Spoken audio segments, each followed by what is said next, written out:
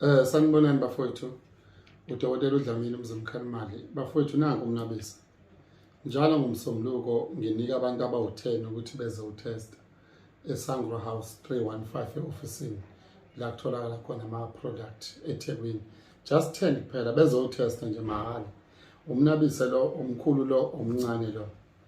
Lama product kaqondene ngcono ukuthi makuthiwe ekamereni ahamba nanansi pin code asebeyazi bazokutshela ngayo.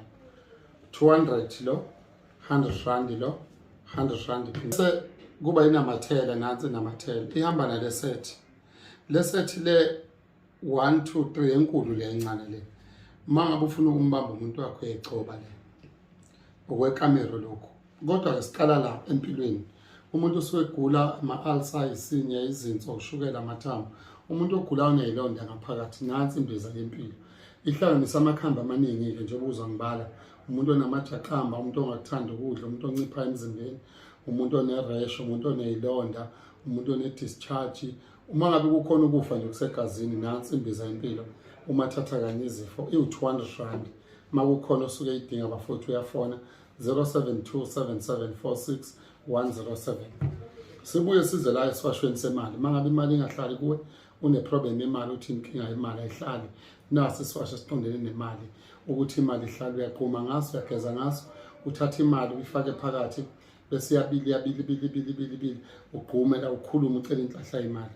Sibuye size la kumuntu othi Dlamini nginamathunzi, angithandwa ngabantu, angishelwa noma ngishelwa amadada afika idlela ikhekhe ngishiya nayo into yenhlahla esusa amathunzi. Isifasho sikaDlamini senhlahla lesi sisusa amathunzi sakugazi noma ngabe uqondo ushimile noma ngabe uyawathola amadoda akushiya nje uma unamabhadi esisusa amathunzi kwashona umuntu owawuthandana naye kunamathunzi nasi eseqondene namathunzi esenhlahla.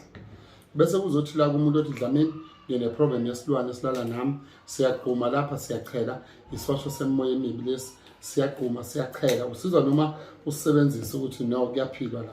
Kuzoba i-faith water nansi i-faith water, siyaqhuma siyageza siyaphalaza amanzi lawa abusisiwe wasebenzisayo for iqhumeni ekuphalazeni kugezile ukuthi uthandeke nje khanye into zakho sihambisana nenhlahla nesemali. Kuzoba insipho yogazi nansi uyayigcoba ulale navuka ekuseni uyigesi usamabathi usinduni yakho ugazi ihamba futhi nale set le yogazi. Kuzoba i-blood salt oqhuma ngayo ugeze ngayo ephinde isize futhi ekuthenini ugqume ufake impepho ngabe amawele ngabe inkondlo ngabe ezangoma ufaka phakathi ibilise egqume amaphupho abantu bakini basondele kuwe noma abantu ungasaphupho